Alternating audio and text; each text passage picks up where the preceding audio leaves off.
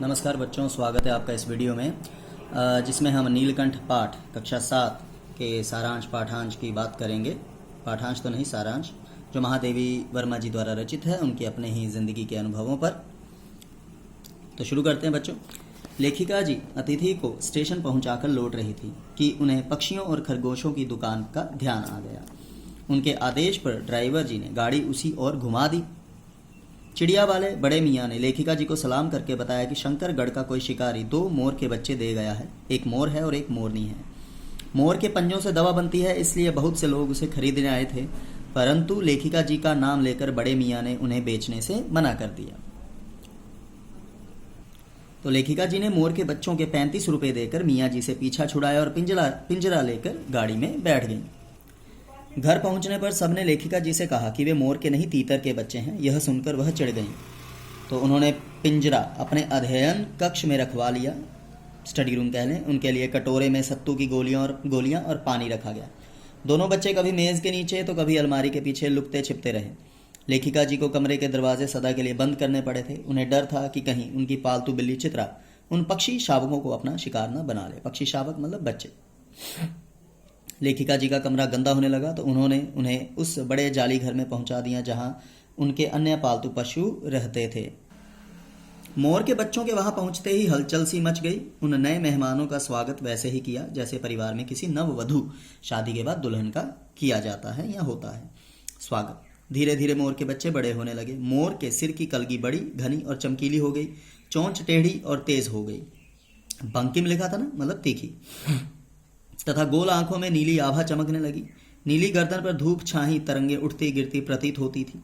मोरनी जी का विकास तो उनकी तरह मतलब मोर की तरह चमत्कारिक नहीं हुआ, लेकिन लंबी धूप छाही गर्दन, चंचल कलगी और पंखों की श्याम श्वेत पत्र लेखा उन्हें मोर की उपयुक्त संगिनी प्रमाणित कर रही थी। उपयुक्त संगिनी मतलब उनका साथी। मोर की गर्दन नीली होने के कारण लेखिका जी ने उन्हें नीलकंठ नाम दिया तथा मोरनी को सदा उनके आगे पीछे घूमते रहने के कारण राधा नाम दिया। तो लेखिका जी कहती हैं कि मोर ने स्वयं को अन्य सभी जीवों का रक्षक और सेनापति नियुक्त कर लिया। वह सबको लेकर सुबह ही उस स्थान पर पहुंच जाते जहां दाना बिखेरा जाता था, तो उनके भय से फिर कोई जीव उन्हें नाराज करने का साहस ना करता, हिम्मत ना करता। तो मोर का उन जीवों के प्रति प्रेम भी असाधारण था, अद्भुत था। वो दिल से प्यार करते थे उन्हें। एक दिन एक सांप ने जाली के अंदर पहुंचकर एक शिशु खरगोश, छोटे खरगोश को मुंह में दबा लिया। खरगोश की चींची को दूर झूले पर सो रहे नीलकंठ जी ने बारीक श्रवण अंगों से सुना। वह एक झटके में नीचे पहुंच गए और चोंच से मार मार कर सांप को अधमरा कर दिया। वहां सब के पहुंचने तक नीलकंठ सांप के टुकड़े कर चुके थे। रात भर वह घायल खरगोश को अपने पंखों के नीचे रखे उष्णता देते रहे, गर्मी देते रहे। लेखिका कहती हैं कि मोर के रूप और स्वभाव को देखकर यह समझ आ जाता है कि कार्तिकेय भगवान जी ने उन्हें अपने वाहन के रूप में क्यों चुना होगा। मोर एक कला प्रिय वीर पक्षी है, परंतु हिंसक नहीं। वसंत आगमन पर मेघों की सांवली छाया में अपने इंद्रधनुषी पंख फैलाकर नीलकंठ एक सहजात लय ताल में नाचते रहते। राधा उनके समान तो नृत्य नहीं कर पाती थी, परंतु उनकी गतिविधियों में भी एक पूरक ताल परिचय मिलता था। पूरक मतलब एक दूसरे के कंप्लीमेंट्री या सप्लीमेंट्री। कंप्लीमेंट्री नहीं, सप्लीमेंट्री। तो वैसे कंप्लीमेंट्री आएगा, मतलब पूरा करना एक दूसरे को। नीलकंठ जी ने न जाने कैसे जान लिया कि उनका नृत्य लेखिका जी को बहुत भाता है। लेखिका जी के जालीदार घर के पास पहुंचते ही अपना नृत्य आरंभ कर देते थे। अतिथियों के आगमन पर भी उनका नृत्य शुरू हो जाता था। तो आप समझ सकते हैं कि भावनाएं सभी में होती हैं। तो एक दिन किसी कार्यवश लेखिका जी बड़े मियाँ की दुकान के सामने से गुजरी तो उन्होंने फिर से गाड़ी रोक ली। वे लेखिका जी को टूटे पंजे वाली एक मोरनी देना चाहते थे। लेखिका जी ने उनको 7 रुपये में खरीद लिया।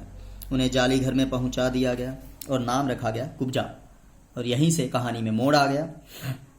नाम के अनुरूप ही उसका स्वभाव भी सिद्ध हुआ। नीलकंठ और राधा को वह जब भी साथ देखती उन्हें मारने दौड़ती। नीलकंठ उससे दूर भागते, पर वह उनके साथ रहना चाहती। किसी जीव जंतु से उसकी मित्रता ना थी, किसकी? कुब्जा की। तो उन्होंने राधा के 2 अंडे भी तोड़ दिए। तो उसके कारण राधा और नीलकंठ की प्रसन्नता का अंत हो गया। तो मतलब कुब्जा ने अपना काम करना शुरू कर दिया था। ठीक है, नीलकंठ जी और राधा जी की जो खुशियां थी उनको ग्रहण लगाना शुरू कर दिया था।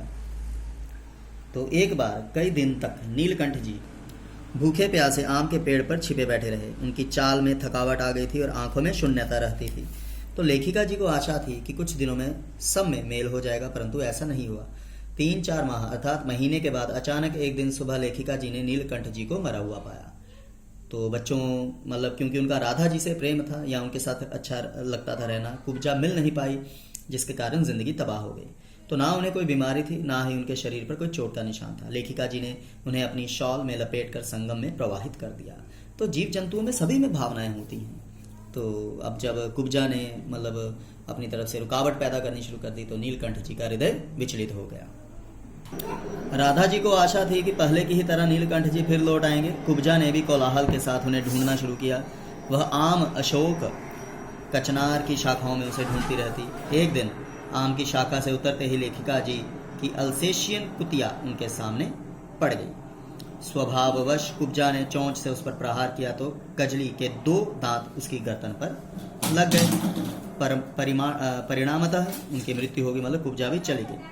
तो अपने मतलब व्यवहार के हिसाब से जाना था उन्हें। इन तीनों पक्षियों की विभिन्न प्रकृति लेखिका जी के लिए विशेष महत्व रखती थी।